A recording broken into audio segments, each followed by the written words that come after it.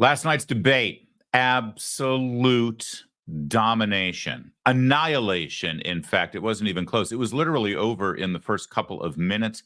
We're going to play you all the highlights and the lowlights coming up right now. Also, the media reaction to it. I mean, when you get Jake Tapper conceding that the Republican won, you know you've got a problem. But Rachel Maddow has a different idea. We're going to let you know all the media reactions to last night's nightmare for CBS News. And we've got a developing breaking story emerging right now as we speak. It involves domestic violence allegations against Doug Emhoff, the husband of Kamala Harris.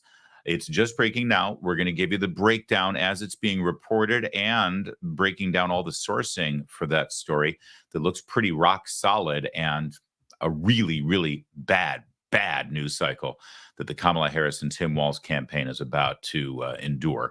All that coming up right now. My name is Larry O'Connor. You can call me Larry.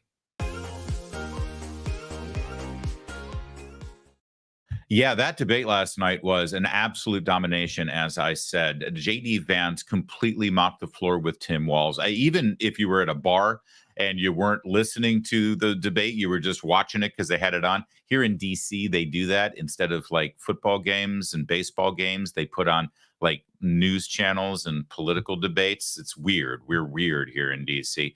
Just the visuals, just the side-by-sides, the confidence that JD Vance projected, and the absolute flop sweats and uncomfortable, bewildered essence that is Tim Walz. It was just awful. It was terrible if you're a Democrat. But for me and my Republican, can I just say this? That was quite possibly the most commanding, intelligent, empathetic, compassionate, well-delivered, professional, complete and total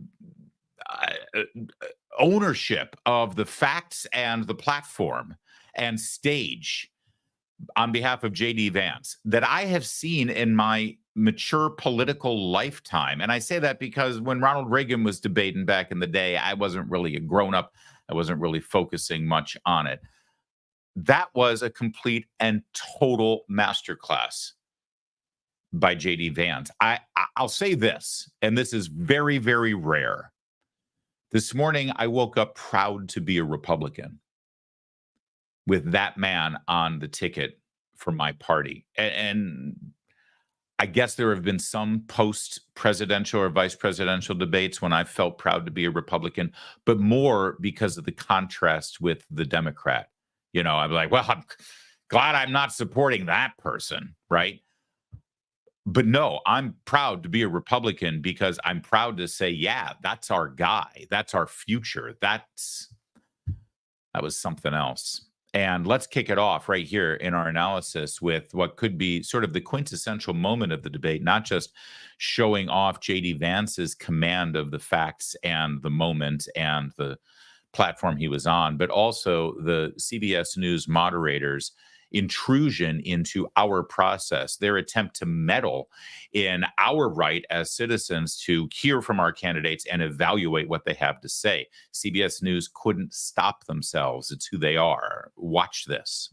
Clarifies for our viewers, Springfield, Ohio does have a large number of Haitian migrants who have legal status, temporary protected status. Well, Margaret, but thank you, Senator. We have so much to get to. Margaret, I think it's important we're because going to turn out of the economy. Thank Margaret, you. The rules were that you guys weren't going to fact check, and since you're fact checking me, I think it's important to say what's actually going on.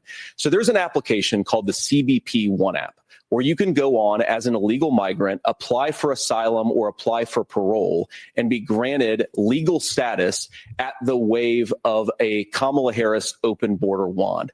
That is not a person coming in, applying for a green card and waiting for 10 years. That is the facilitation of illegal immigration, Margaret, by our own leadership. Thank you, Senator, for describing the legal process. We have so much to get to, Senator. Those laws have been on the books since 1990. Thank you, gentlemen. The CBP One app has not been on the books since 1990. It's something that Kamala Harris created, Margaret. Gentlemen, the audience can't hear you because your mics are cut. We have so much we want to get to. Thank you for explaining the legal process. Oh, wow. Wow. We're going to break this down. We're going to take our time with this because this is everything. This is everything about the contrast between those two men. It's everything about the propaganda media and how they go about their business. It's everything about who JD Vance is and what his capabilities are. And let's not forget, this is probably the most, or at least the second most dominant topic of our time. It's, for Republicans, the number one issue, I think, according to Republican voters and polls taken of them. And it's the number two topic for Democrats: border security and immigration, and the results of the Joe Biden, Kamala Harris policies on the border. So let's do this step by step here. Just to clarify for our viewers, Springfield, Ohio does have a large number of Haitian migrants who have legal status, temporary protected status. Well, Margaret, but all right. So what you just saw there, as JD Vance properly pointed out, was, oh, you guys promised that you weren't going to do any fact checking. You know, he said his thing, I said my thing. Let's sort it out afterwards. But Margaret Brennan, the host of Face the Nation, couldn't help herself. She had to throw this little snide, FYI, for our audience, because I don't want our audience to be misled by that evil Republican JD Vance. So let me just say, ba-ba-da-ba-da-ba-da. First of all, by the way, completely insulting of her audience, because she thinks that we don't know the facts either, and we're not capable of figuring out whether a politician is lying to us, even though, we're sentient adults living in America, meaning we've had politicians lying to us our entire lives. So give us a little credit here, Ms. Brennan. But no, she had to jump in there, especially having to do with the Haitian immigrants, right? She had to say they have temporary protective status. My guess is that JD Vance may have referred to them as illegal immigrants. I can't remember exactly what led up to this. But now watch, as she tries to then steamroll over JD Vance, who obviously sees what's happening here, and try to move on. Because my favorite thing, that we have so much that we want to get to, that they want to get to. We're voters. The First Amendment protects our right to be able to be informed voters. This has nothing to do with their rundown and all the topics that they really wanted to ask today. It has to do with us being able to hear from our candidates. Thank you, Senator. We have so much to get to. Margaret, I think it's important because we're going to turn now to the economy. Thank Margaret, you. The rules were that you guys weren't going to fact check. And since you're fact checking me, I think it's important to say what's actually going on. So there's an application called the CBP One app, where you can go on as an illegal migrant, apply for asylum or apply for parole, and be granted legal status at the wave of a. All right. Now, first of all, most Americans don't know this, actually, and this is not insulting to viewers, because they do this on purpose. They obscure this. I bet a lot of you were like, why are these 10 million people in this country over the last 3.5 years when they entered illegally? Why are we allowing them all in? And this is why. Because they're claiming asylum status. He even cites the name of the form. This is a man who's only been in government for less than 2 years. He comes from the private sector. He's only been a senator for less than 2 years, and he's able to cite the form. Look at this. Do you think that Tim Walz, forget about deer in the headlights. Okay, maybe it's deer in the headlights. It's really like the second before you hit that deer, though. I mean, he is about to get rolled over by the SUV, this deer. Do you think Tim Walz has any idea the actual process for an illegal immigrant at the border claiming asylum status or refugee status so that they can stay here temporarily illegally? Do you think he has any idea? He's actually being schooled. And in fact, look at his eyes. It's like, oh my God, they're not going to ask me about this. It's the CBP. What now? That's why he starts writing. What was the name of the form he just cited? A Kamala Harris open border wand. That is not a person coming in, applying for a green card and waiting for 10 years. That is the facilitation of illegal immigration, Margaret. This is incredibly important, because whenever people in the media say, hey, just so you know, the refugees who have been brought to Springfield, Ohio from Haiti, they are not here illegal. They're here legally. It makes you think, oh, so they went through the legal immigration process. They applied in their home country. They found a sponsor. They were granted a visa. They came in here. They got a green card. They're able to work. They're now going through the naturalization process. So is that it? Really? Is that what they're doing? No. They flooded the border. They trampled themselves in. And Joe Biden and Kamala Harris just decided to give them TPS, temporary protective status. Temporary. Key letter in TPS being temporary. Did you know that there are immigrants in this country who have come here without going through the due process? They entered the country illegally. They were granted temporary protective status, and they've been here for over a decade. Temporary. You know, when people say we have a broken system, this is an example of the broken system. JD Vance has a command of the knowledge. He's actually engaging in the debate, which last I checked, that's what this whole thing was supposed to be last night at 9 p.m., a debate. He's making his case, and he's bringing facts to it. But Margaret Brennan was not accurate in her fact check. She misrepresented the truth. She was obscure. At the very least, she only gave partial explanation as to the legal status of the Haitian immigrants in question. So JD Vance is actually doing a better job of fact-checking the fact-checker here than Ms. Brennan did. Thank you, Senator, for describing the legal process. And she cuts him off midstream with that snide, patronizing, "Thank you for describing the legal process." No, this is actually relevant context as to how Joe Biden and Kamala Harris have been able to circumvent our existing laws and flood our nation and flood communities like Springfield, Ohio, with tens of thousands per town of the people who shouldn't even be here. They have no legal right to be here. They don't have the legal right to be here. They've been given legal status while they're here. And that's a distinction that's very important here. So much to get to, Senator. Those laws have been on the books since 1990. Thank you, gentlemen. The we want to have app has not been on the books since 1990. It's something that Kamala Harris created, Margaret. Gentlemen, the audience can't hear you because your mics are cut. They cut their mics. This is a debate. Here we've got two politicians, two grown-ups, one a governor, one a senator, both wanting to be vice president. They're engaging in a back and forth over a critically important issue, and they cut the microphones. Because we're trying to have a debate here. The last thing we want is the two of you debating. Then she chuckles about it. The most telling thing is what she just heard, where she said, the audience can't hear you. The audience, because it's a show.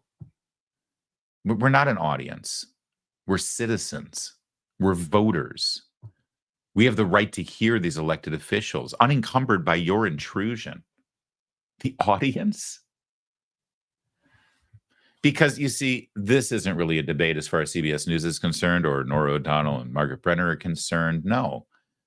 This is a show that they're getting ratings for, they're getting paid for, and they're trying to elevate their profiles and their platforms so they can get a nice contract next time it's up. This is about their ego. This is about their profile. This is about how well they perform.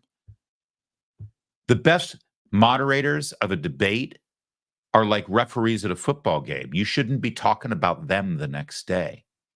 They should disappear into the background.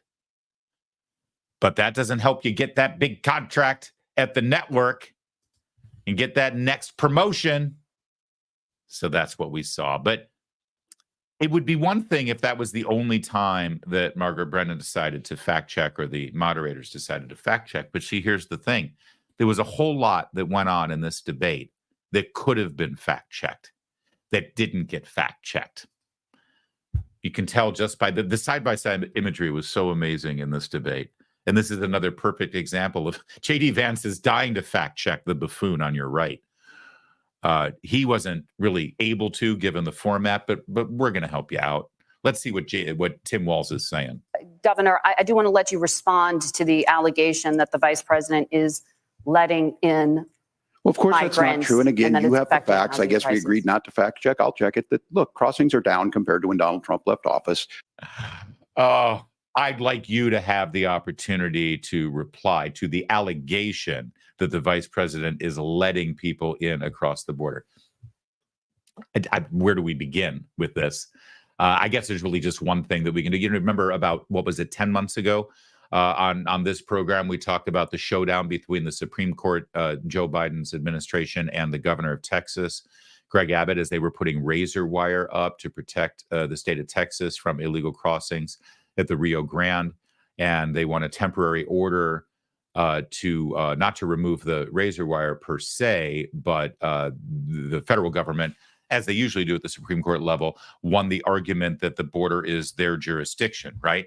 And what did the Biden administration do? The Biden administration sent forklifts to the border and put the forklifts underneath the razor wire and then lifted up the razor wire to keep the flow of illegal immigrants coming across the border. They literally used heavy machinery to impede the state of Texas's efforts to protect the border so that they could let people. I mean, they were literally going out of their way to let illegal immigrants into this country. That is 100% the truth, 100% the fact. And the only item this guy can come up is illegal crossings are down from the Trump administration. First of all, that's not a real number. Second of all, he's only referring to the last like 4 months when Joe Biden decided to do something because the election was coming. Oh, but there's more. May I respond to that? First of all, Governor, I agree with you. Amber Thurman should still be alive, and there are a lot of people who should still be alive, and I certainly wish that she was. And maybe you're free to disagree with me on this and explain this to me, but as I read the Minnesota law that you signed into law, the statute that you signed into law, it says that a doctor who presides over an abortion where the baby survives, the doctor is under no obligation to provide life-saving care to a baby who survives a botched late-term abortion. That is, I think, whether you're pro-choice or pro-abortion, that is fundamentally barbaric. And that's why I use that word, Nora, is because some of what we've seen, do you want to force Catholic hospitals to perform abortions against their will? Because Kamala Harris has supported suing Catholic nuns to violate their freedom of conscience. We can be a big and diverse country where we respect people's freedom of conscience and make the country more pro-baby and pro-family. But please. Yes, Governor, please respond. Look, this is one where there's always something there. This is a very simple proposition. These are women's decisions to make about their healthcare decisions and the physicians who know best when they need to do this. Trying to distort the way a law is written to try and make a point, that's not it at all. What was I wrong about, Governor? Please tell me, what was I wrong about? That is not the way the law is written. Look, I've given But how? I've given this advice on a lot of things that getting involved, that's been misread, and it was fact-checked at the last debate. But the point on this is there's a continuation of these guys to try and tell women or to get involved. I use this line on this, just mind your own business on this. Things worked best when Roe versus Wade was in place. When we do a restoration of Roe, that works best. That doesn't preclude us from increasing funding for children. It doesn't increase us from making sure that once that child's born, like in Minnesota, they get meals, they get early childhood education, they get health care. So the hiding behind we're going to do all these other things when you're not proposing them in your budget, Kamala Harris is proposing them. She's proposing all those things to make life easier for families. I asked a specific question, Governor. You gave me a slogan as a response. It's not the case. It's not true. That's not what the law says. So they fact-checked it with President Trump. Yeah, they fact-checked it with President Trump. Well, let's fact-check it right now. It's not what the law says. Well, here's what the law says. This is the actual law. JD Vance knows more about Tim Walz's law having to do with babies who survive an attempted abortion than Tim Walz knows, or he's just a liar. This is the law that Tim Walz made sure was codified and signed into law, but with his hand as governor. You can see the effective date and the change of this law. Subdivision 1, recognition, medical care is, the word medical is taken out. Okay. A born alive is taken out. It used to read, a born alive infant as a result of an abortion who is born alive shall be fully recognized as a human person. That's what it used to say. A born alive infant as a result of an abortion who is born alive shall be fully recognized. They turned that around. They took abortion language out of it, and they said an infant who was born alive shall be fully recognized as a human person. Then you drop down to the last part of this paragraph, and it said, all reasonable measures consistent with good medical practice, including the compilation of appropriate medical records, shall be taken by the responsible medical personnel. It used to read, to preserve the life and health of the born alive infant. So in other words, the law used to say an infant, a born alive infant as a result of an abortion shall be fully recognized, and all reasonable measures consistent with good medical practice, including the compilation of appropriate medical records, shall be taken by the responsible medical personnel to preserve the life and health of the born alive infant. That's what it used to say. Now it says an infant who is born alive, blah, blah, blah, blah, blah, blah, blah. And then it says all reasonable measures, blah, blah, blah, blah, to care for the infant who was born alive. So they took all references to abortion out of it. In other words, if you're attempting to have an abortion and you failed the first time and the baby survives, there is no legal obligation to actually protect that child. That's the law. And there's no two ways about it. There's no fake fact checking about it. There's no spinning it. They're just lying about it, or they're ignorant. It's A or B. Pick your poison. Could be both, I suppose. They're certainly morally ignorant. The CNN even, let's go to Scott Jennings here because he lays this out in no uncertain terms. You're stuck with David Axelrod, as you'll see here, as Scott Jennings lays out exactly what I just laid out for you and what the truth of the Minnesota law is. All David Axelrod is left with, he can't mimic what Tim Walz just did, which is just a bald-faced lie. That's not true. That's not what the law says. No, it's like 100% what the law says. You just saw the law. All David Axelrod could do was, okay, but, you know, I mean, what shape are those babies in that were born alive? I kid you not. Watch. So give them credit for solicitude. Look, the policies, maybe not. I just had this thing in Minnesota. There were 8 deaths among infants who survived abortion attempts during Tim Walz's tenure as governor. It happened. They don't want to talk about the fact that it happened, but there were children. What's the source? What were the, What I'm first of all, let me ask you a question. Since you've deeply researched this, what were the condition of these? What of these Look, babies when Baby, the word, he couldn't even bring himself to it. He was trying to find another word. He eventually realized, well, I guess baby is the best I got. But did you hear how he stammers? What was the condition of these things, these accidents? These are human. These are babies. These are human. That's David Axelrod for you. Having trouble finding the word. He eventually landed on babies and then just tried to move along really quickly. you've deeply researched this? What were the condition of these?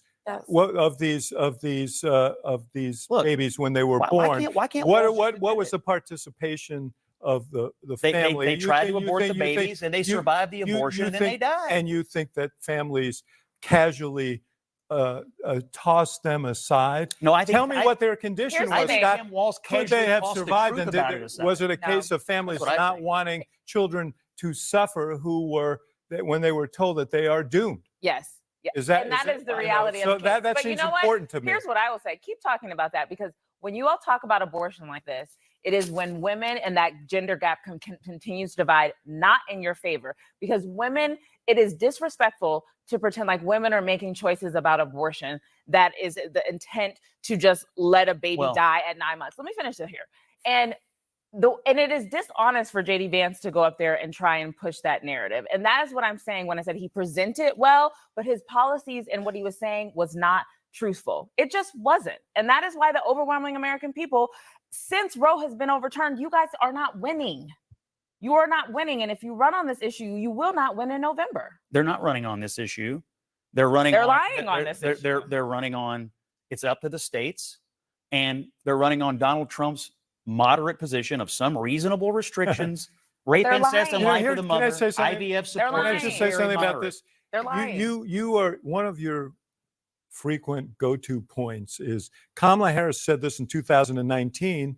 That's her position. Donald Trump said women should be punished if they had an abortion. Why shouldn't we hold him to that? You talk about his moderate position. His moderate position has been adopted over the course of this campaign for purposes of this campaign after he put the justices on the Supreme Court who overturned Roe, who've created a crisis for women who live in 20 states in this country. His position is moderate, and it is in line with what I think most Americans Do you believe want. him when he said that women should And I be? think Harris and Walz have proven they cannot discuss even a single restriction that they want. Do you believe when he said women should be punished? Do you believe I don't him? believe, and no Do you Republican believe? wants Do you women to be believe? No, but he said he it. said Do you it. believe him when he said it?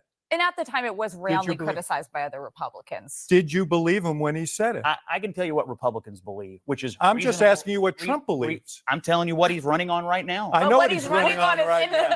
Because I know he's what he's running on running it on to right win. now. He's not running Look, on it because it's I what get it. he I actually would attack believes. if I couldn't articulate a single restriction, I would attack Trump. This is what Kamala Harris and Tim Walz believes, is that it's none of your business what women do with their body. And so stay out of our doctor's offices and stay out of our bedrooms. Well, I guess I'll have to speak up for the babies. They're not here to speak for themselves. Lord have mercy. Let's check back in with Jay. That's pretty good stuff from Jennings there. And again, as you saw, it's impossible to actually try to spit. This whole discussion was about what is the law in Minnesota. That should be pretty easy. I mean, where's CNN with the graphic that I just showed you? No, this shouldn't be up for debate. What is the law in Minnesota? What is the law that Tim Walz as governor signed into law in Minnesota?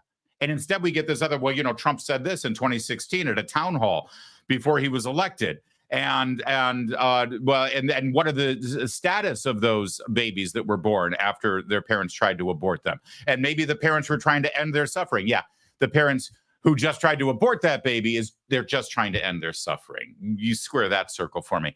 But nowhere in that discussion is the actual fact. This is supposed to be a fact check, right? Where we're supposed to go after the truth. Who was telling the truth about the abortion law? Well, there's only one way to do that. Do what I just did.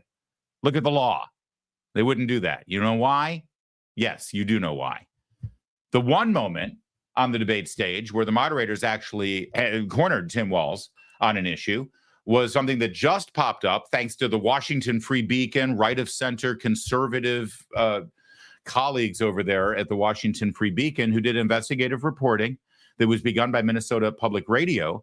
Tim Walz has always claimed, forever has claimed, that he was in Hong Kong during Tiananmen Square. It now turns out that there's reports that shows that he was not in Hong Kong during the Tiananmen Square uprisings. So that came up in the debate. Let's see how Tim Walz did. Governor Walz, you said you were in Hong Kong during the deadly Tiananmen Square protests in the spring of 1989. But Minnesota Public Radio and other media outlets are reporting that you actually didn't travel to Asia until August of that year.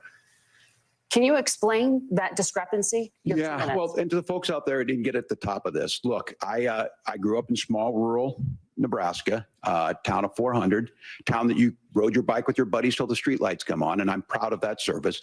I joined the National Guard at 17, worked on family farms, and then I used the GI Bill to become a teacher, passionate about it, a young teacher. My first year out, I got the opportunity in the summer of '89 to travel to China. 35 years ago, be able to do that. I came back home and then started a program to take young people there. We would take basketball teams, we would take baseball teams, we would take dancers, and we would go back and forth to China. The issue for that was to try and learn. Now, look, my community knows who I am. They saw where I was at. Look, I will be the first to tell you, I have poured my heart into my community. I've tried to do the best I can. So the question is, you have said that you were in Hong Kong during the Tiananmen Square protests in China, and now it turns out you weren't. You were actually in Nebraska. Can you please explain why you lied about it? And have you gotten an answer yet? I mean, we've learned that he rode his bike when he was a kid in his hometown in Nebraska. I guess if he rode his bike to China, it took him a while. So that's why this answer is taking so long. Does this work for anyone when they do this? This is, it's one thing, listen, I want to give you context. I want to explain everything. Listen, I'm just a down-home guy who grew up in a small town. I was excited to go to China. I used these trips a bit. And you can go ahead and do all of that, I guess, if you want. But here's how you answer the question. Why were you saying that you were in Hong Kong when you weren't in Hong Kong? Yeah, I'm sorry. You know what? Honestly, I was exaggerating my life. I was there a couple of months later. All right. And at the time that I was asked the question, I I wanted to explain that I was impacted by it. So I shouldn't have said that. And I did. But here's the bigger point. And then you go on. But he still hasn't actually answered the question in any way whatsoever. It goes on for another minute. I'm not going to waste your time with it. But let's get right to the end here because, again, with JD Vance, it's like, are they really going to let him get away with this? Look at the look on JD Vance. Let's get to the very end here where it's actually finally called on him that he didn't answer the question. Care about. Governor, just to follow up on that, the question was, can you explain the No, just- discrepancy? All I said on this was I got there that summer and misspoke on this. So I will just, that's what I've said. So I was in Hong Kong and China during the democracy protests, went in. And from that, I learned a lot of what needed to be in governance. Well, that clears everything up, doesn't it? Sure clears it up for me. Does it clear it up for you? This was just an absolute demolition. This was the Hindenburg crashing into the Titanic. It was so bad. And by the way, one other thing that needs to be there's more that needs to be fact checked, but I do want to point this out because we're in the business of the First Amendment here. We're in the business of free speech. We're kind of concerned about what the Biden administration did to shows like this and social media commentary on Facebook and on Twitter at the time, and certainly on the platform that you're sitting on, unless you're sitting on Rumble right now watching us.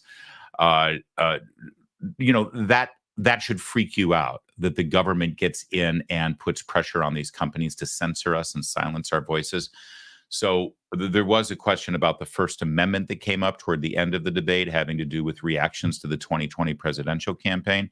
And what Tim Walz had to say about the First Amendment, I think, deserves a little scrutiny from our corner here, our little corner of the internet where we celebrate the First Amendment, because this is a warning sign for all y'all. This is a warning sign for everybody in the chat right now, anybody leaving comments. If the Harris-Walz campaign don't like the tone of your comments, oh, you'll get a knock on the door. Just watch. It's a damning non-answer for you to not talk about censorship. Obviously, Donald Trump and I think that there were problems in 2020. We've talked about it. I'm happy to talk about it further. But you guys attack us for not believing in democracy. The most sacred right under the United States democracy is the First Amendment. You yourself have said there's no First Amendment right to misinformation. Kamala Harris wants to use the power of government and big tech to silence people from speaking their minds. There's more to this, but I don't know if you caught that. He said there's no First Amendment right to misinformation, which, by the way, there is. But then Tim Walz wanted to clarify everything and wanted to say, or hate speech. Actually, there is a First Amendment right to hate speech. You may not like for that. See, here's the beauty about the First Amendment. It's there to protect stuff that you don't like. It's there to protect stuff I don't like, including hate speech. I'm no fan of hate speech, but I want the First Amendment to be there so that people can be assholes. Sorry, I didn't hit my bleep fast enough. But that's the truth. That's the truth, because here's the problem when you say, okay, yeah, we want freedom of speech, except for misinformation and hate speech.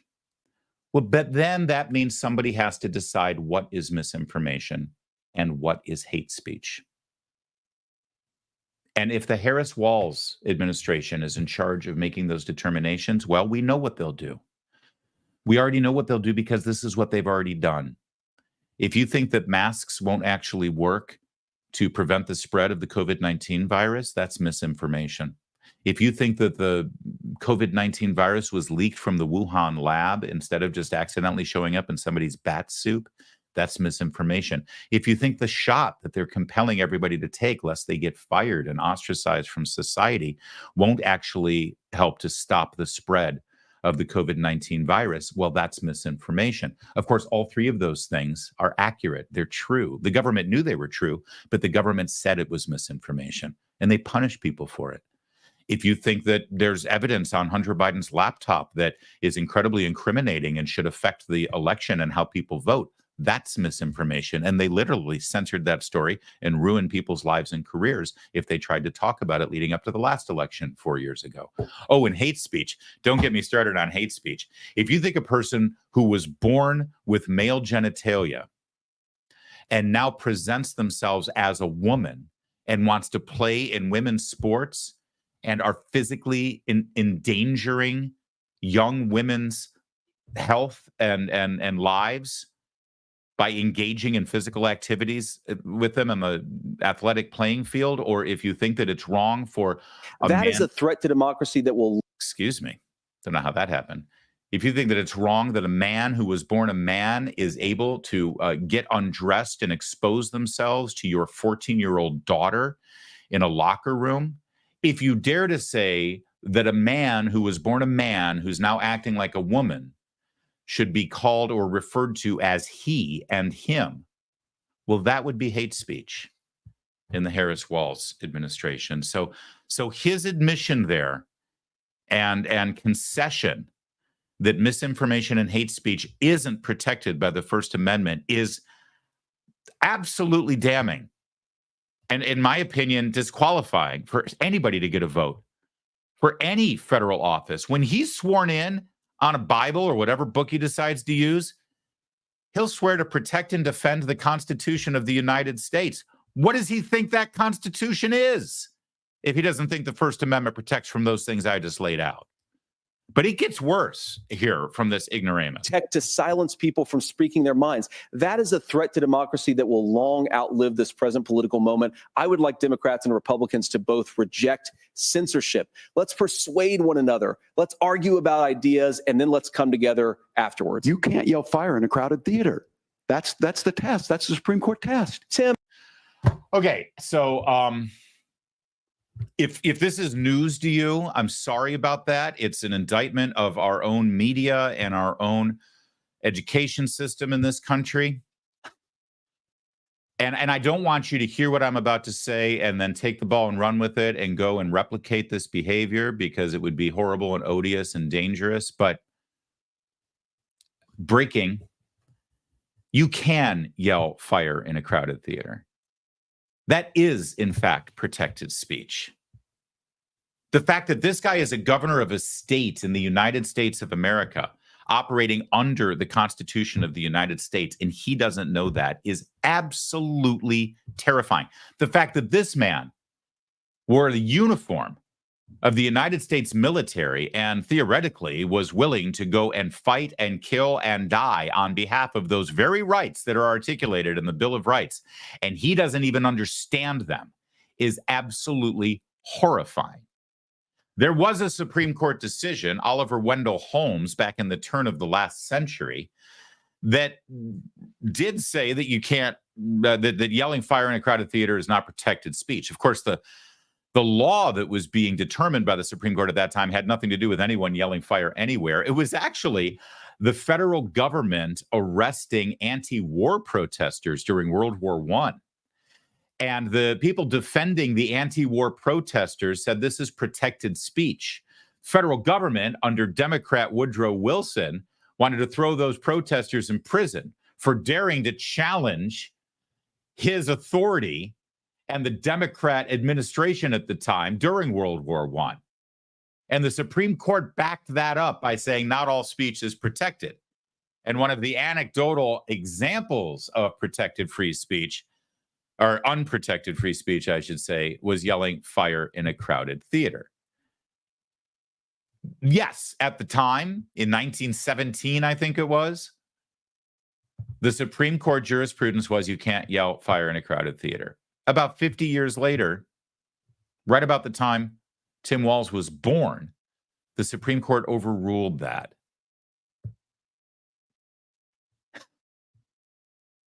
I barely have a high school education. I worked in Broadway theater in the management side for musicals. I'm now a talk radio host and columnist and political commentator right here. I shouldn't know more about First Amendment rights and the history of the First Amendment and protected political speech than the governor of Minnesota and the man who now wants to be vice president of the United States. But here we are. And oh, by the way, that was not something that the journalists who anointed themselves as the schoolmarms and gatekeepers and moderators for this debate, that was not something they felt necessary to be commented on. It's only the First Amendment. It's only the freedom of speech. It's only the freedom of the press. It's only our very lifeblood in this country. And they let that one go by. Oh, I'm glad somebody's fact-checking. We've got massive tax hikes on the horizon here, proposed by Kamala Harris, should she win this election. We're talking almost 40% top income tax rate, a 7% increase in the corporate tax, capital gains tax on unrealized gains. That means money you haven't even benefited from and cashed in yet. You haven't realized those gains, but they want to tax you on it anyway. Her proposals could add almost $2 trillion to an already $2 trillion deficit. I don't know about you, but you might be thinking it's time to make more of your savings tax sheltered and inflation sheltered than you've currently got. That's where the people at Birch Gold Group can help you out. Birch Gold will assist you in converting an existing IRA or 401k into an IRA in gold. And the best news about this is you don't have to pay a penny out of pocket. Just text the word Larry, Larry, to 989898. Get a free info kit on gold. There's no obligation, just information on fortifying your savings before the crazy really hits. With an A+ rating with the Better Business Bureau and thousands of happy customers, you should contact Birch Gold too. Text Larry to the number 989898. Get your free info kit today. Well, another big story coming out of last night was not just the debate and what happens as we just broke it down, but it was also the media's reaction to the debate. Here's a quick flavor of what happened.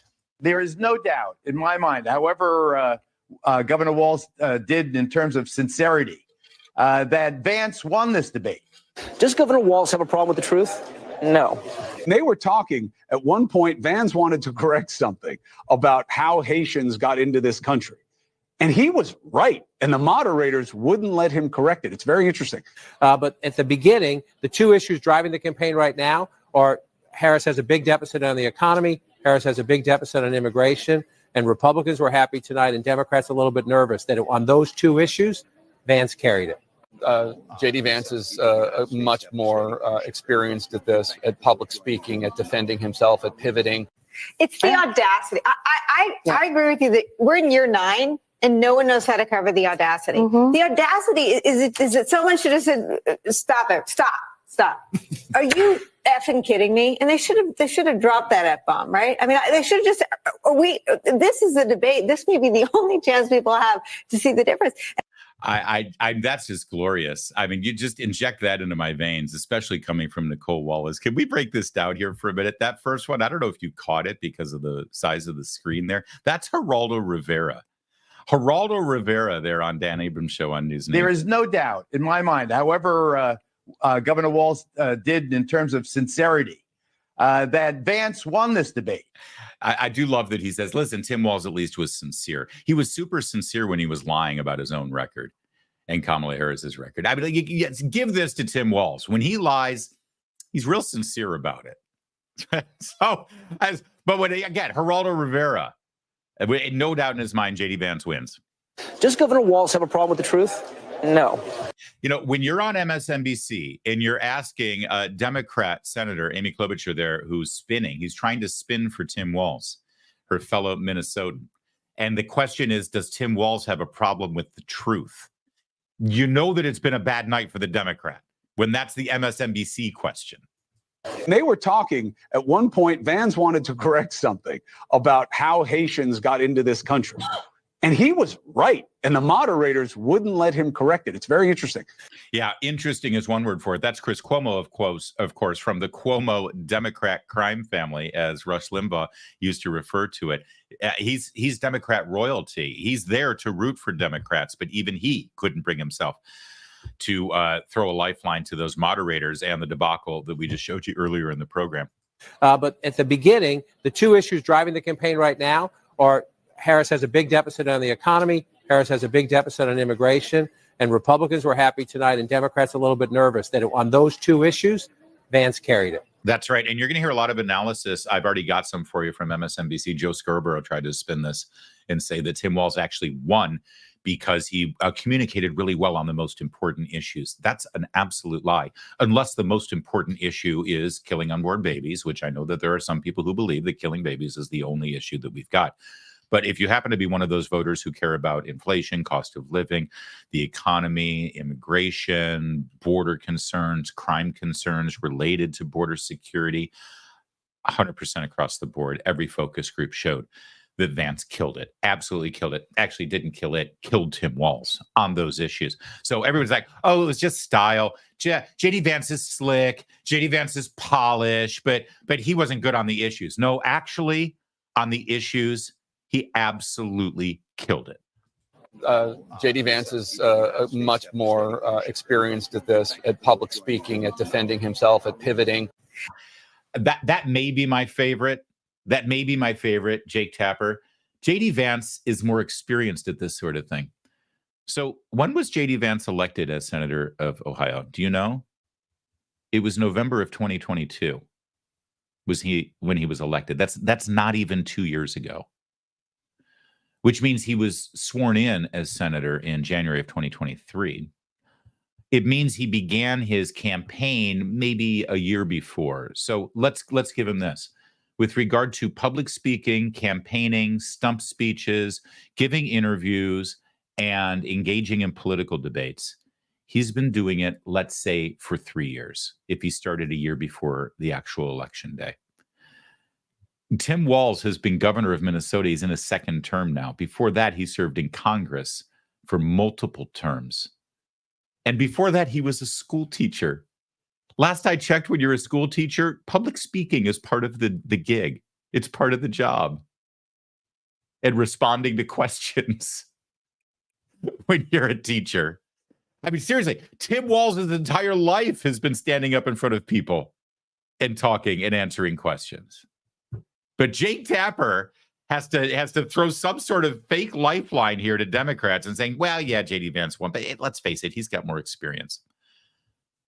Now, actually, Jake Tapper didn't mean this, but I'm going to spin what he had to say there and deliver a little truth to you, because in a way, JD Vance is more experienced than Tim Walz. Let me explain.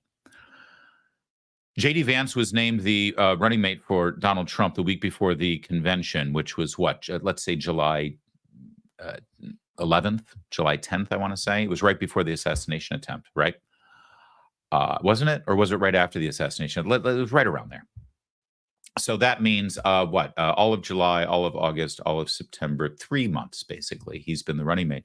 Tim Walz has been the running mate a little bit shorter time. Let's say third week of July, maybe the last week of July is when he was named.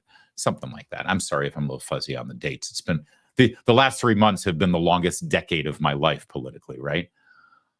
Since JD Vance was named the running mate for Donald Trump, he has appeared on the Sunday news programs, ABC, CBS, NBC, Fox News, CNN, MSNBC, wherever, like 2 or 3 times per Sunday. He is engaged in one-on-one interviews with every single major network. He has, at his rallies, we've shown the clips of it. At the rallies, after he delivers remarks to the people at the rally, he gives a live microphone to reporters who are in the press pool, and he does a press conference right there in front of the crowd at the rallies, right?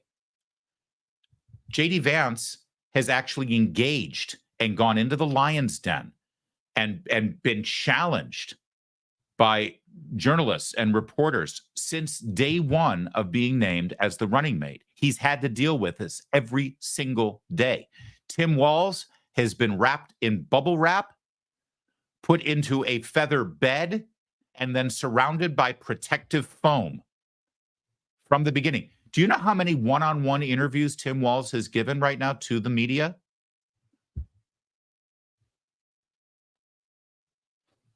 Zero. He gave one interview with Kamala Harris by his side to Dana Bash, and that was it. So in a way, I guess Jake Tapper is right. He does have more experience. Over the course of the last 2 or 3 months, he's actually done this, and Tim Walz hasn't. And the media has let them get away with it. I think it's fair to say Tim Walz, we will not see him again in any kind of setting where he's answering questions, whether it's a debate or an interview, not until after the election. Meanwhile, I do want to spend a little moment on this one because this may be the best. Nicole Wallace, former Republican, she was the one who handled Sarah Palin and all of the comms and PR and press for Sarah Palin when she was the vice presidential nominee. So she really knows how to do her stuff. She's been rewarded for her efforts with a primetime show on MSNBC. It's the audacity. I agree with you that we're in year 9. And no one knows how to cover the audacity. The audacity is it someone should have said, stop it, stop. Are you effing kidding me? And they should have dropped that F-bomb, right? I mean, they should have just.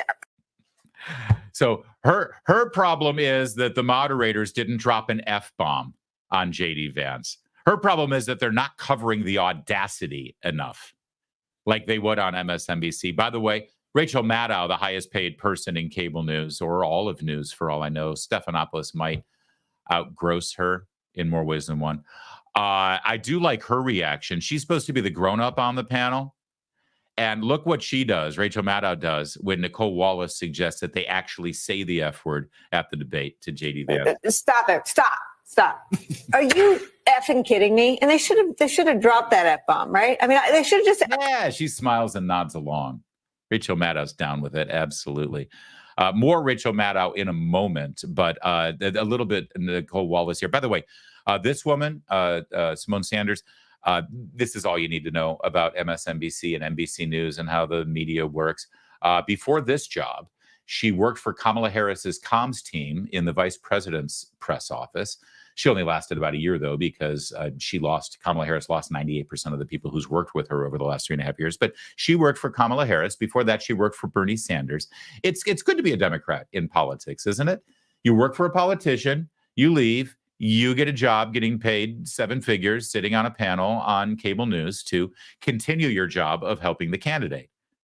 She's probably more helpful to Kamala Harris here than she was when she worked in the vice presidential press office. It's the audacity.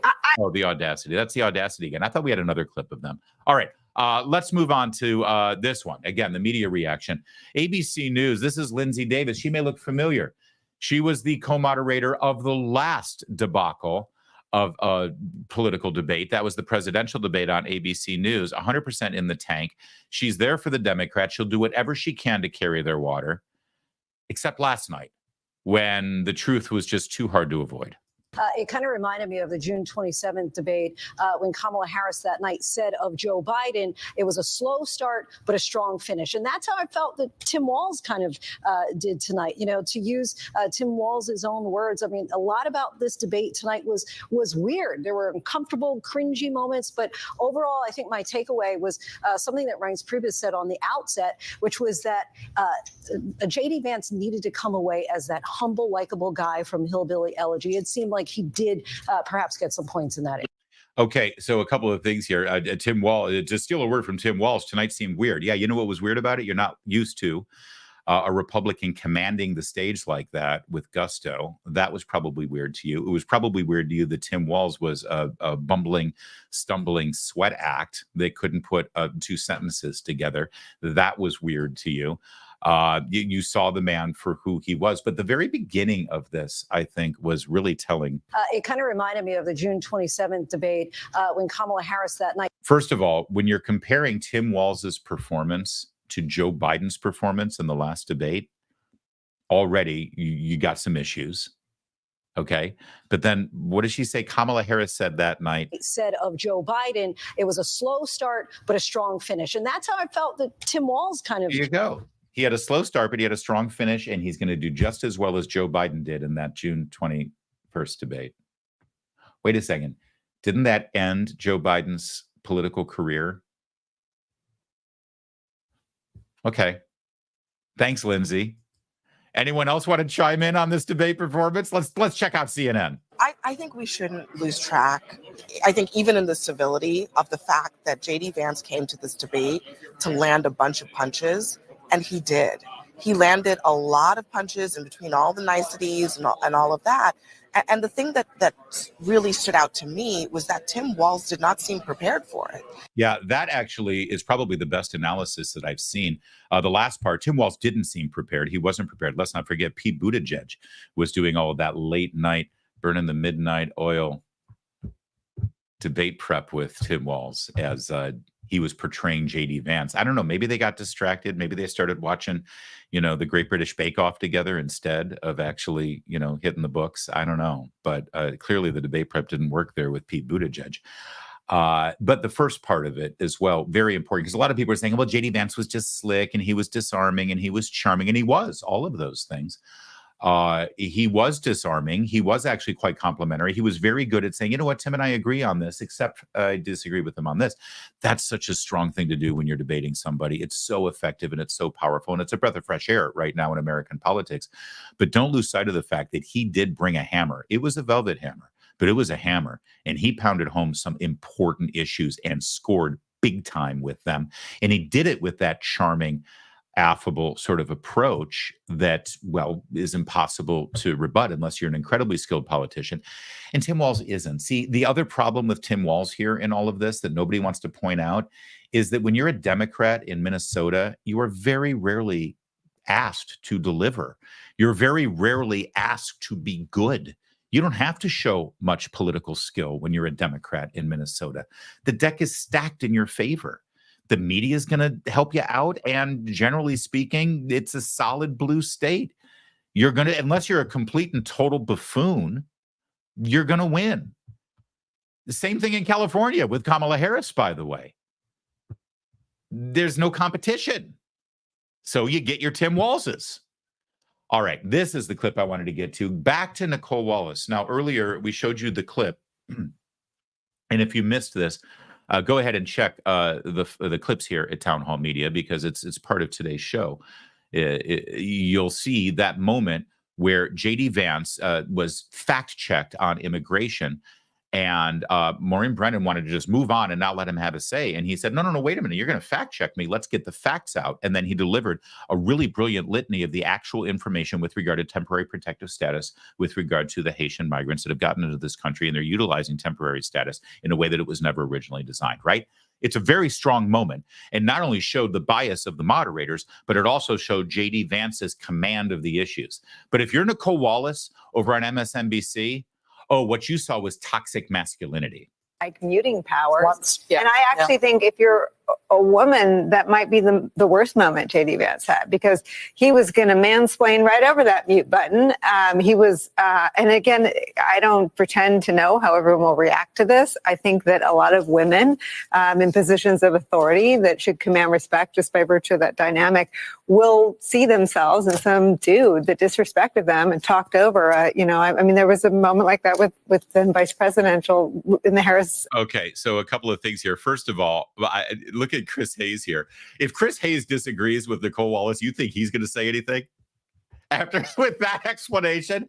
Actually, Nicole, I think you're wrong. Let me respectfully disagree. Oh, no. There's no such thing as respectfully disagreeing. In fact, if you disagree with a woman and you're a man, you're mansplaining, and you're arrogant, and you're a misogynist, and disrespectful. Break down what Nicole Wallace is saying here. By the sheer nature of the moderators being women, they deserve absolute and total respect, and you're not allowed to disagree with them or talk over them or do anything just because they're women. I mean, you know what? This is why I try to break these things down moment by moment, because I don't want to paraphrase. Muting powers. And I actually think if you're a woman, that might be the worst moment JD Vance had, because he was going to mansplain right over that mute button. He was. So actually delivering the truth and facts so that the viewers, we, the voters, actually have the facts at our disposal so that we can make an informed decision, because the moderator, who happens to be a woman in this case, didn't do so. That's mansplaining. That's mansplaining. And understand something. In Nicole Wallace's mind, if those were two male moderators, this would be a non-issue. But because they were female moderators, well, the rules are different now. Because that's equality, I suppose, or something. But wait. And again, I don't pretend to know how everyone will react to this. I think that a lot of women in positions of authority that should command respect just by virtue of that dynamic. Women in positions of authority that should command respect just because of that dynamic. So in her mind, in this debate setting, designed for the two candidates for vice president to have a free engagement in ideas and policies so that we, the voters, have an opportunity to make an informed decision on election day. That the power dynamic is that the two female moderators are the ones who command authority and deserve respect, not the two politicians that are actually the showcase and feature of this event. That just by the sheer nature of having the authority of moderator, you must do what they say, no questions asked, even and especially when they're wrong. See, it doesn't matter that JD Vance was right. It doesn't matter that JD Vance had the facts. It doesn't matter that JD Vance was well within his rights to properly inform the audience of this issue. No, no, no, no, no. Being right is completely irrelevant. The only thing that matters is that a woman is talking and a woman said, no more talking, and you kept talking. And in her mind, that's the takeaway from that exchange. And boy, oh boy, all I can say is I am saying prayers tonight for Mr. Wallace. Because if that's the attitude you come home to every night, sir, you're a better man than I, or something. The vice presidential candidates debate wraps up at CBS News headquarters in New York City. You see the candidates there being joined by their wives, Usha Vance and Gwen Walz. A cordial debate between these two men. I wouldn't describe them as evenly matched because they are so different. So different in style and so different on substance. Very interested to hear from the spin room, to hear from all of my colleagues here, to get to all of the analysis that we're going to get to. I think the big picture takeaway from this is that one of these candidates is much slicker than the other, is a much more practiced kind of professional debate style speaker, and the other candidate won. Wow. So if you're Rachel Maddow and you're giving your instant, in the moment, the debate just ended, and now I'm going to communicate to my viewers what my takeaway was, the big picture, as she put it. One of them's very practiced, very slick, very well, experienced with debates, which of course I've already explained how that's a lie. But the other one won. So in her mind, her immediate takeaway is Tim Walz won. Now you may be scratching your head. Oh, well, here we've got some out-of-the-box analysis. Here, I can't wait to hear Rachel Maddow explain how Tim Walz won this debate. And my friends, and I do consider you friends, what you're about to hear from Rachel Maddow encapsulates everything that is wrong with political media analysis and coverage that we are living through right now in 2024. It is best personified by MSNBC, but I am not going to pretend that this doesn't occur elsewhere, from the right, from the left. But MSNBC is the most blatant about it, because by every objective measure from last night's debate, there is no doubt that JD Vance won that debate. He won the debate on style. He won the debate on facts. He won the debate on truth. He won the debate on presentation. He won the debate. And I've already showed you plenty of people who would agree with that, people who are inclined to hate Republicans. And even they have to say, well, yeah, he did. Now they give you a reason why they think he won. Nah, here's why he won, though. But by every objective measure, JD Vance won the debate. But if you're Rachel Maddow, Tim Walz won the debate. How is that possible? Well, you'll hear it now. And this is why we're in the shape that we're in this country. This is why we have problems in this country with political commentary, political analysis, and the idea of truth. Like, what is truth anymore? Watch. There was one bad moment for Tim Walz in this debate where he got mixed up and embarrassed in answering a question about exactly what month he had been in China in relation to the Tiananmen Square protest.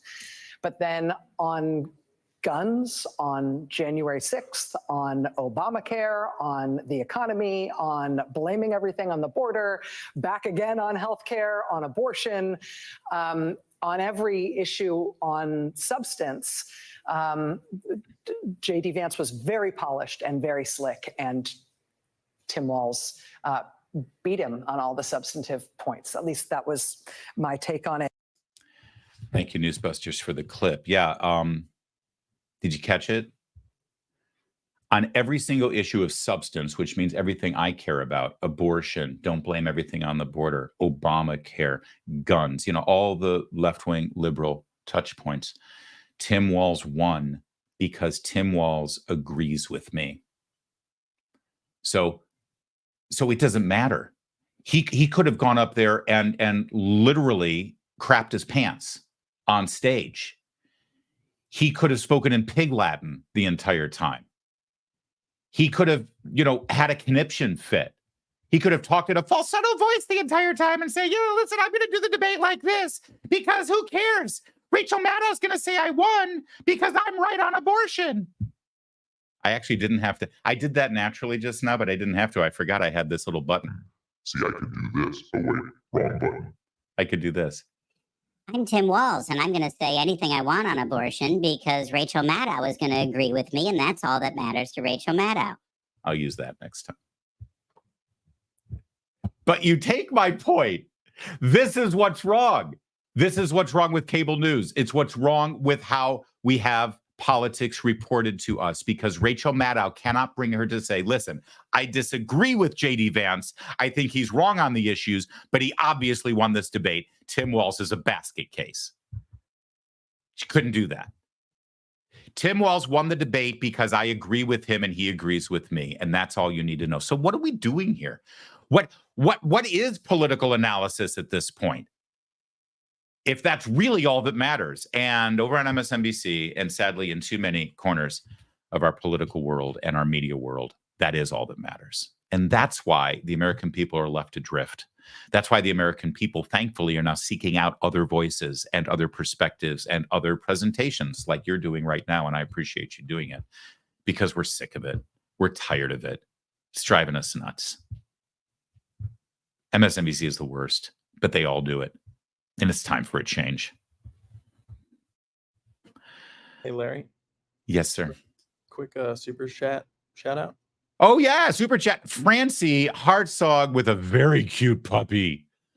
Oh, thank you for the $9.99. That reminds me of, oh, gosh, who was the Republican candidate for president? 999. Remember? Oh, shoot. Oh, why can't I remember his name? He was the CEO of Godfather Pizza, and he was a radio host in Atlanta, and I can't remember his name, and I know you're going to put it in the chat right now, but it was not. Anyway, I digress. Francie, thank you for the $9.99. We appreciate that. We appreciate that. If somebody else could give us a penny, then we'll get up to $10, which would be awesome, right? We so appreciate that. Unnecessary. We don't ask for it. Herman Cain. Thank you, Score Hit. Herman Cain. Herman Cain. All I needed was the first name. He passed away a few years ago, but I liked that guy. That was fantastic. He also had a great voice. It was kind of like 999, right? You know what's funny? I push this button and then I purposely actually lower my voice and make it deeper when I realize I don't need to, but I do it anyway. But anyway, yeah. Do you like my little buttons? Do you like when I play with my buttons, Kevin? I'm just glad you're having fun. I am having fun. If we're not having fun, what's the point? Honestly, like I said, I'm proud to be a Republican today after the, we've got one more topic. Should we get to it? Because it's kind of a big blockbuster breaking news story, right? Let's get to it. My name's Larry O'Connor. You can, all right. Stop. DailyMail.com, coming out of the UK, but they cover American politics sometimes better than American political reporters cover American politics, has what could be a absolute blockbuster, maybe even game-changing story. It just broke about 2 hours ago. Let's get right to it. Kamala Harris's husband, Doug Emhoff, forcefully slapped his ex-girlfriend for flirting with another man in a booze-fueled assault after a date to a star-studded gala. And there is the aforementioned Doug Emhoff in a photograph with the girlfriend at the time blacked out there. Now, I want you to know that we've been sitting on this story for a few hours before we began the show. We wanted to make sure that other news outlets were picking it up and going with it. We wanted to make sure that the sourcing was right. And we've decided that, yeah, this is a solid story right now based on how it's being reported. And I want to unfold it for you. It's also very important to recognize that the Daily Mail, dailymail.com, is the exact same outlet that broke the story about Doug Emhoff's babysitter, the affair that he had with his babysitter that then resulted in him paying hush money to that babysitter. And she, well, we don't know what ended up happening with the child. Some people say that there was a miscarriage. Some people say it was an abortion. We don't know. But Daily Mail broke that story about what occurred 15 years ago with Doug Emhoff, and it was rock solid. He admitted the story and came clean. We have had no comment that I know of. Kevin, have you seen anything since I've been on for the last hour and 10 minutes? We've seen nothing from the Harris campaign that I know of refuting this story as of now. So let's get to it. Daily Mail reporting, Vice President Kamala Harris's husband assaulted his ex-girlfriend. 3 friends have told dailymail.com. The second gentleman, Doug Emhoff, 59 years old, allegedly struck the woman in the face so hard she spun around while waiting in a valet line late at night after a May 2012 Cannes Film Festival event in France. One of her friends told dailymail.com that the woman called him immediately after the incident, sobbing in her cab, and described the alleged assault. All right, now a couple of things about this that when you're in the journalism business, as I have been for over 15 years now, there's some aspects of stories that you look for to see how valid they are. One of them, when it regards to this, is immediate contemporary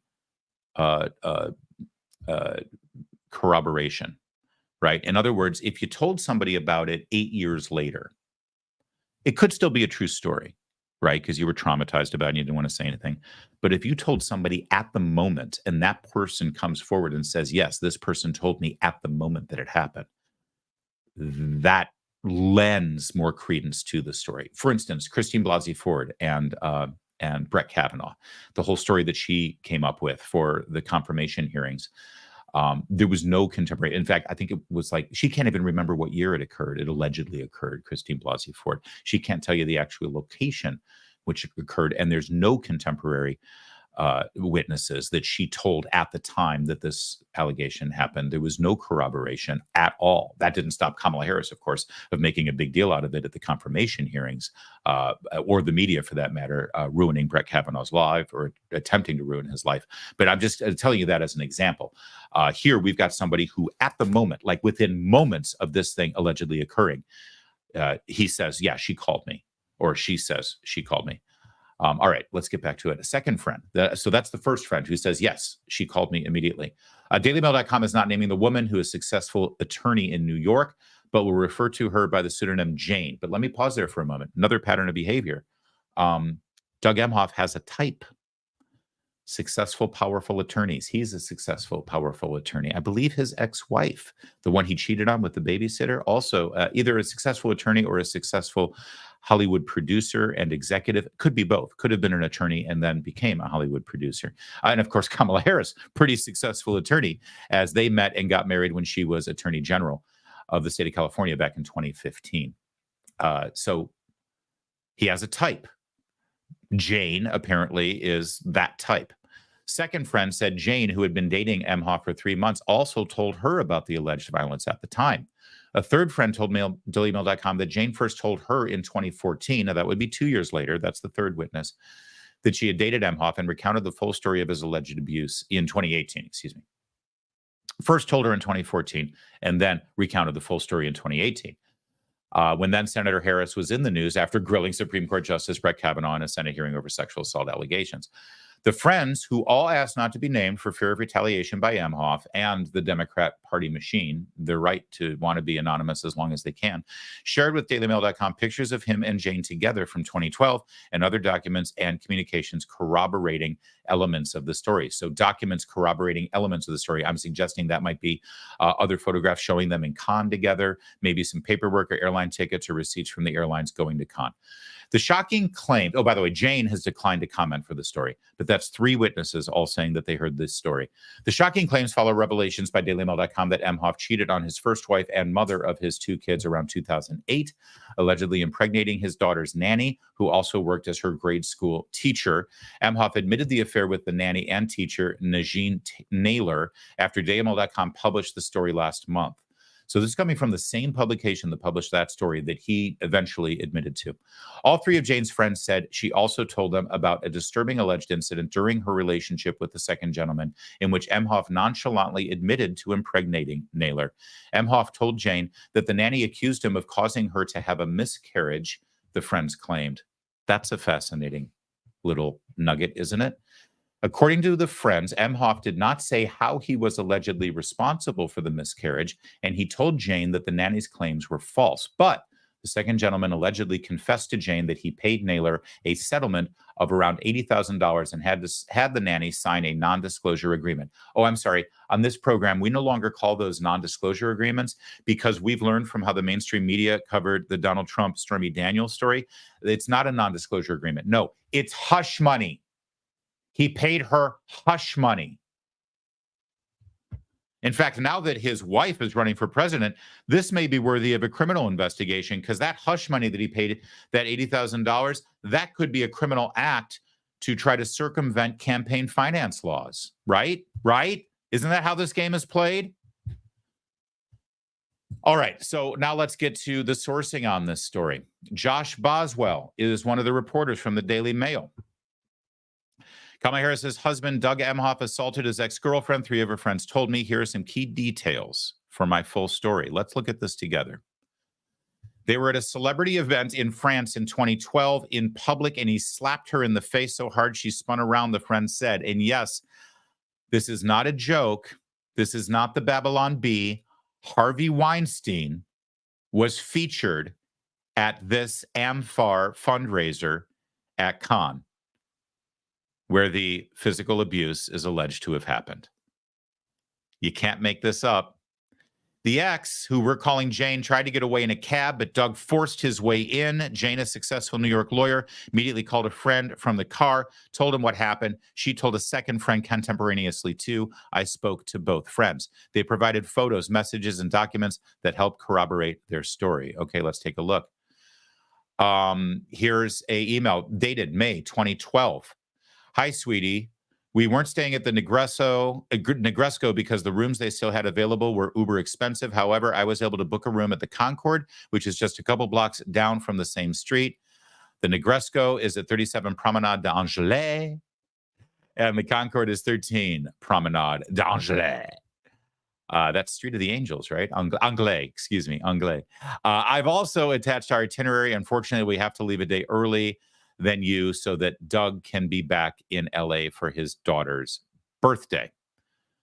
Boy, it's a jet setting, high flying sort of lifestyle, isn't it? But so there's a email from the alleged Jane to this person at the time talking about what hotels in Cannes they stayed in. Here's an American Express travel receipt of Doug Emhoff, travel arrangements made for Doug Emhoff as well as Jane, whose name is blacked out. It shows the flights on Scandinavian Airlines for this Cannes festival. There's the picture that we mentioned with the person's face shielded for privacy purposes. They say Doug was nonchalant the next day and pretended it was no big deal, which is also sort of frightening, but also if you know people who have been victims of physical abuse like this, it's not uncommon for the abuser to act like, it's no big deal. Nothing happened. Nothing happened. What are you talking about? Very rarely is the abuser, oh my God, I'm so sorry. I can't believe I did that. I just lost my head, like they are in the movies, right? No, oftentimes the abusers act like there's nothing wrong. And if you have a problem, if you want to complain about what happened, you're the problem. It's your fault, right? They said Jane and Doug met on Match.com. Boy, let that be a lesson, everybody. Doug love-bombed her. He brought his son on the first date. He flew her out to LA and was talking about marriage and kids after just a month, they said. Well, he was clearly looking for a high-powered attorney to marry because 3 years later, that's exactly what he did with the then Attorney General of California, Kamala Harris. Jane asked Doug about his ongoing divorce from Kirsten Emhoff. He allegedly confessed they split because he impregnated his daughter's elementary school teacher, nanny, babysitter. That's the nanny I broke the story about in August. There you go. That's that story. Doug suggested to Jane that the nanny, Najen Naylor, was lying, the friend said, but when I broke the story about the nanny in August, other sources close to Najen told me that she was indeed pregnant and didn't keep the baby. I repeatedly asked Doug's White House representative and Kamala's press team for comment about the alleged assault. They were silent, just like in August when I broke the story about the nanny, which Doug admitted hours later. I hope others in the media ask them about this. We know the New York Post picked up this story. We have picked up this story. It should be getting more coverage now, but it's the kind of thing that people are sort of like, do you want to go near this? Is it true? Is it not? That's some pretty solid reporting. That's some pretty solid reporting. Unlike the reporter, I'm not going to say this happened. I'm going to say that the Daily Mail is reporting that it's happened and that corroborated witnesses at the time say that it happened. And that's as far as we'll go with it, but it's a hell of a story, especially in light of the narrative that's been built around Doug Emhoff. Kamala Harris, by the way, talk about tweets that come back to haunt you. I wore black today in support of all survivors of sexual assault or abuse. We won't let them be silenced or ignored. I mean, just look at the concern on her face. We will not let abuse victims be silent or ignored. Hashtag believe survivors. Well, should we believe all survivors, Madam Vice President? Even the ones who are accusing your husband? I mean, that's the bar that's been set, right? Those are the rules that have been determined. Believe all women. Believe all survivors. No questions asked. That's what they tried to do. That's what she tried to do to Brett Kavanaugh.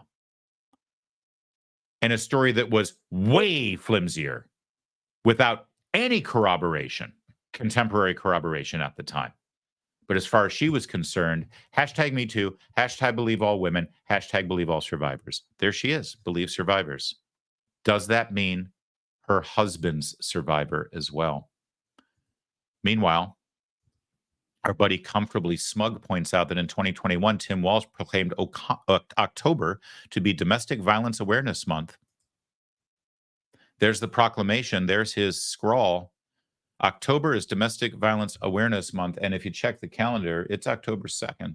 So we're right in the thick of it. So far, still no comment from the Harris-Walz campaign. But Doug Emhoff has spoken out about such things, sort of. Last year, in an interview with MSNBC, he had a lot to say about men. Let's talk about masculinity for a moment. Has being second gentleman changed your own view of perceived gender roles or what it means to be a man?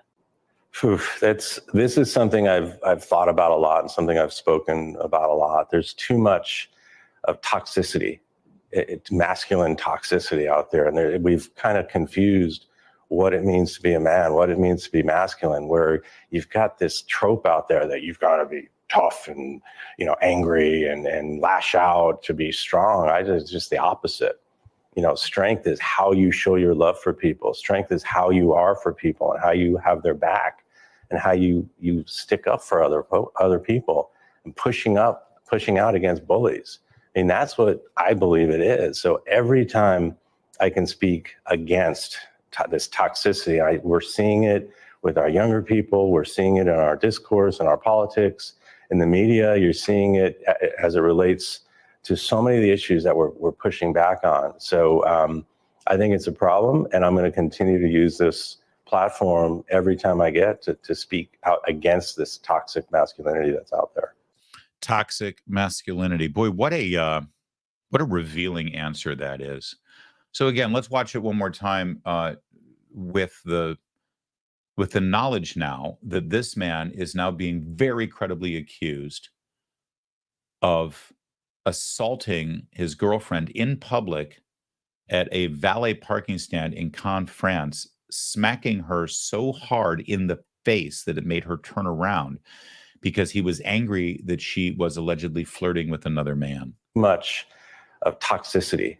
It's masculine toxicity out there, and we've kind of confused what it means to be a man, what it means to be masculine, where you've got this trope out there that you've got to be tough and, angry and lash out, to be strong. It's just the opposite.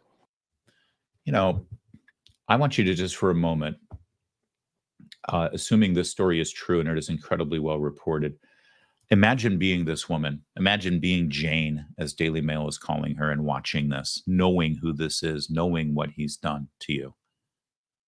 And here he is, being treated like, he's the greatest man. He's so sensitive.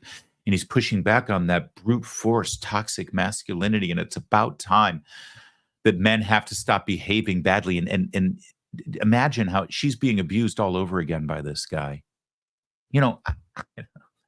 Maybe I fool myself.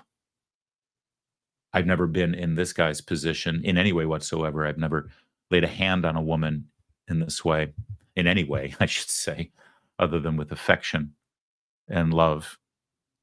And I've certainly never been so high profile that in some way I'm being held up as some sort of new model of masculinity. But I got to tell you, if I'm Doug Emhoff and I'm asked that question, I would say, listen, I'm just a husband. I've already been through one failed marriage. I'm on my second marriage. I'm doing my best to support my wife right now, but I'm not perfect. I make a lot of mistakes. I've made a lot of mistakes. God help me.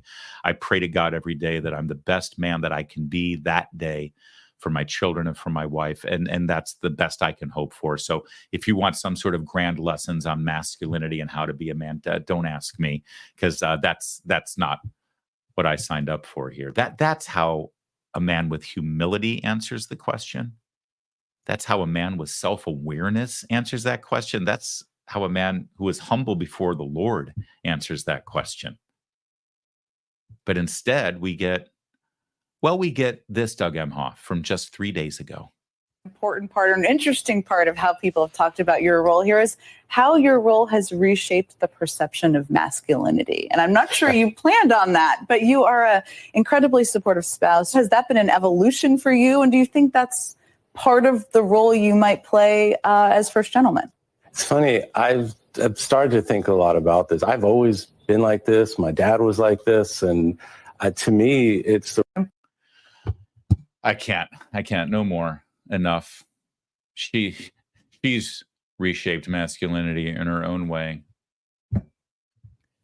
Sorry, Doug. You don't get to do the victory lap and get all the praise and all the hero worship for reshaping and redefining masculinity and speaking out against toxic masculinity just because you happen to, 9 years ago, marry the Attorney General of the United States, then Senator, now Vice President, and you're hoping to be president. I'm sorry. That doesn't suddenly mean that you have reshaped masculinity and that you are in some way an expert on the case, especially considering what we already know you've done in the past to your wife and to your children and to that poor innocent babysitter. I mean, no wonder you're such a proponent of abortion. No wonder you are so enthusiastic about making abortion as legal as possible, because Lord knows you want to clean up your messes that you've created in your past. So you don't get to have it both ways. You don't get to celebrate how you've reshaped masculinity after what you did to that poor girl. And now, in light of these new allegations that appear to be incredibly well-sourced and corroborated by Daily Mail and other news agencies now that are jumping on it, the last thing we need is lectures from you about how to be a man. And Capehart and Jen Psaki and MSNBC and everyone else who has been jumping on board this thing for the last couple of months. Boy, they should be, I'd say they should be ashamed of themselves, but that would require them to have any level of shame at all. Thank you so much, guys. That is, we got a couple other super chats in there that I want to point out. I saw it fly by here. Kevin, did you catch them? There you go. There's our, not just a penny, but $10 and a penny, rounding us out. Thanks, Big Jim. We appreciate our Big Mac fund is growing. We're going to have a McDonald's party, and I'm excited about that. And I think we got one more, didn't we? Oh, Dwight Patel. I know Dwight. I know. Oh, now this is his way of getting me to commit to an event. All right, Dwight. Dwight is one of the big wig Republicans in the state of Maryland. Hope you can come out to our club event with Governor Walker in Bethesda. You know, I love Governor Walker. And if my schedule is free, I'll commit to it right now. Even though that's a bit of a drive from my home, I'll be there, Dwight. Email me the details. Francie, I'm in Western North Carolina. The governor is not. Oh my God, God bless you, Francie. I'm so glad you have power and a signal so you can watch us.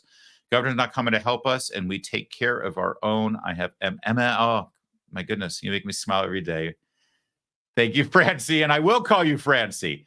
Is your name Francis though, and you just go by Francie? That's fantastic. Oh, multiple sclerosis can be so debilitating. I know. I'm sure you know Janice Dean from Fox News Channel. She is a champion for MS, and I've gotten to know her pretty well over the years. So God bless you, Francie, and I hope your days are better than not. I know the weather can wreak havoc as well. So we're praying for all of you and your family and your neighbors. Susan Cummings with $4.99, doing great. Larry and JD Vance, TRUMP 2024. US. Well done. I love hearing the cheers too. Susan, that is fantastic. And I love your picture, your icon. That is the iconic picture that gets me through the day sometimes. If that man can fight, so can we. God, you guys were killing it with the super chats. Again, we don't solicit them. We're not asking for them. The fact that you give them to us with such nice comments, even if it's a bribe from Dwight Patel to get me to do an event for the Republican Party in Maryland, we so appreciate it. We really do. It keeps us going every day. And for the rest of you, again, not asking for any super chats, but we will ask it. It's free, just like our videos. Subscribe to our channel. We're so close to 500,000 now on YouTube. I haven't checked today. Have you, Kevin? We're at 498 and counting. We're going to do something special when we hit 500,000. We're going to do something special for 500,000. Stay tuned for that. It's going to happen probably by the end of the week. Thank you for liking our videos. Thank you for subscribing and sharing our videos. But even just leaving comments, you know how this game works. Just leaving the comments that you leave makes a big deal and really has. I'm sorry, I'm just blithering now because I'm so overwhelmed by the love we just got, Kevin.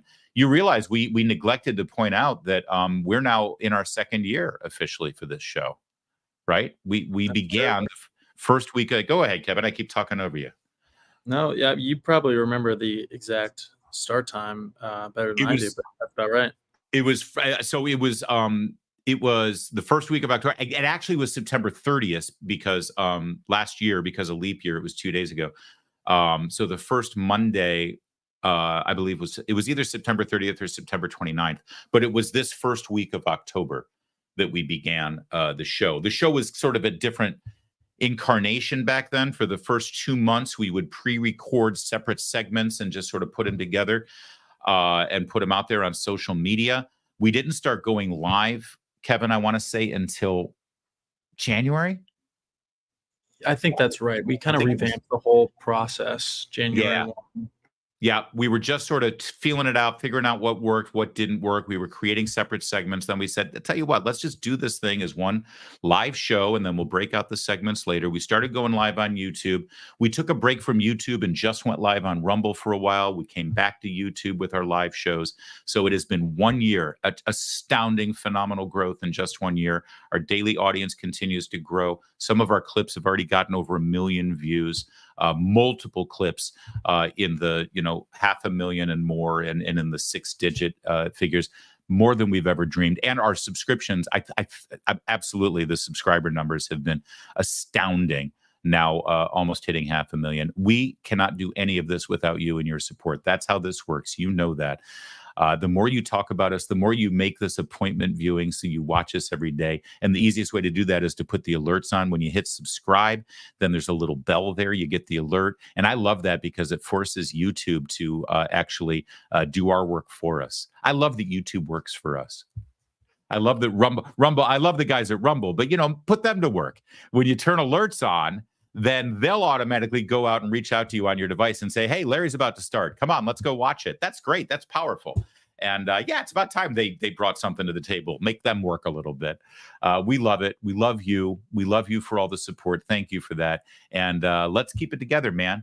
We are now, just think about it. When we do our show 5 weeks from today, God willing, we might be talking about Donald Trump winning yesterday's election.